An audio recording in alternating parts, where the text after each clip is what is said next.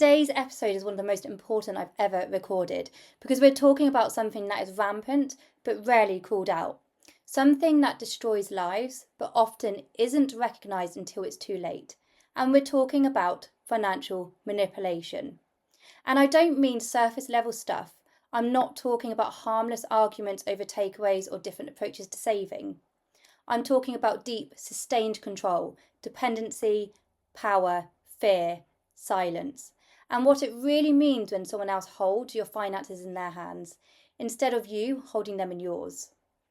Now, this episode might hit a nerve, it might feel personal, and that's because it is, because chances are, if you haven't experienced it yourself, someone close to you absolutely has. Now, financial manipulation is abuse, but it's invisible abuse. There are no bruises, no shouting, just a slow, corrosive erosion of your confidence, your clarity, your ability to choose freely, and your financial options. And the hardest part, it can happen to anyone. Women, men, non-binary people, in long-term marriages, casual situationships, friendships, even business partnerships. It doesn't matter if you're a stay-at-home parent or a six-figure earner. Financial manipulation does not discriminate. And it rarely looks like someone screaming, "Give me your money!" Instead, it sounds like, "You don't need access to the banking app. I've got it covered. I forgot to pay you back again. Sorry. You earn more, so you should pay for the holiday. I don't want you to work. I'll look after us. You don't need savings if we're together, right? You're so dramatic. It's just money." At first, it can feel like love. You might feel grateful. They're taking care of the bills. They're handling things. It looks like security. It feels like support. Until it doesn't. Until one day you realise you can't leave because the car's not in your name. Your income goes straight into a joint account you can't access. You don't know the login. You don't know how much debt is in your name. You don't even know what your household bills are. And that's when it hits you. This isn't love. This isn't a partnership. This is control. Now, this kind of control robs you of more than money. It actually robs you of your sense of self, your confidence to make decisions, your ability to leave when you're unhappy or unsafe. It strips you of long-term security and limits your future options. And if you run a business, that damage becomes even more dangerous because when your personal finances aren't stable, it affects everything. You undercharge because you're scared to lose income.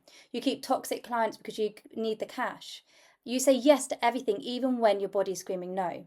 You run a whole business, but you don't pay yourself properly. You avoid looking at your numbers because of shame, fear, or confusion. Financial manipulation doesn't stay in one box. It spreads. And it leaves people stuck, quiet, isolated, and exhausted. Now let's take a breath and look at just how widespread this actually is. In the UK, 1 in 6 women have experienced financial abuse from a partner. 83% of survivors say their employment was impacted by financial control. 99% of domestic violence cases involve financial abuse.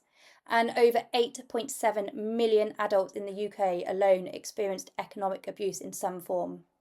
But the hardest truth? Most victims didn't even realise it was abuse while it was happening.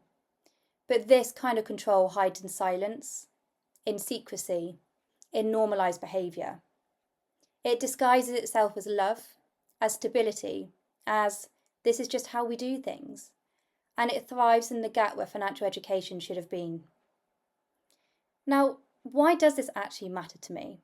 I didn't grow up wealthy. I didn't have a trust fund. When I became a mum, I didn't have a financially supportive partner. In fact, I became a single mum. I didn't have family money. I didn't even have a safety net. What I did have was fear, panic, an overwhelming sense of how the hell am I going to get through this? I had to raise a baby. But I also had financial education, and it changed everything for me because I knew how to open my own bank account. I got my name on all the bills. I tracked every penny coming in and out. I set up a bare bones budget and stuck to it. I prioritised what was essential, milk, nappies, rent, and dropped what wasn't.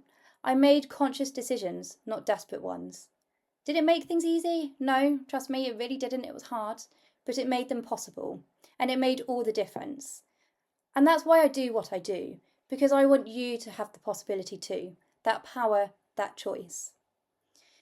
So here's what I want every listener to have. at the absolute minimum, your own income, a bank account in your own name, access to every financial document and password connected to your life, an emergency fund, even if it's just £100 to start, a pension in your name, even if it's just £20 a month, your name on utility bills so you build credit, investments for your future, even small ones, and the confidence to ask questions, to say, this doesn't feel right.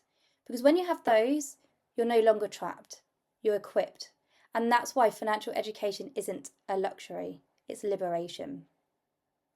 Now, if you're listening and thinking, oh God, this sounds like me, let me say this clearly. You are not overreacting. You're not imagining it. You're not being dramatic, difficult, or ungrateful. You're just seeing the truth, maybe for the first time. And that is brave as hell. So here's how you can actually start. Get clarity. Write down what you earn, what you owe, and what you spend. Open a solo account, even if it starts with £10. Find someone you trust, because you don't have to do this alone. Start learning, one podcast, one book, one tool at a time. And begin taking back control, quietly, slowly, safely, but surely.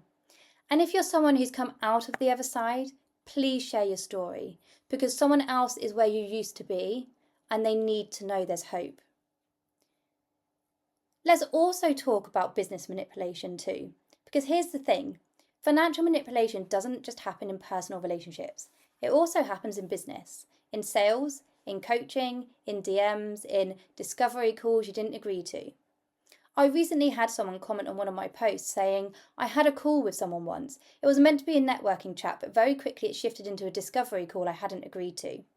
I said the offer was interesting, but financially not for me right now. Their reply, well, obviously you're not ready, because if you were, you'd commit and find a way. That's not okay. Listen to that bit again. That isn't support. That isn't strategy. That's manipulation, and it's everywhere. It looks like guilt-tripping someone into buying, telling people they don't value themselves if they say no, creating false scarcity and fake urgency, convincing people to put it on a credit card when they've said they're in debt, shaming people for asking questions, encouraging people to find a way when it means sacrificing their safety. This is not ethical selling. This is financial pressure, and it is harmful. People walk away from those calls feeling stupid, guilty, or broken. They're not just financially stretched, they're emotionally wrecked. This is not how business should be done. Ethical business looks like transparency, respect, consent.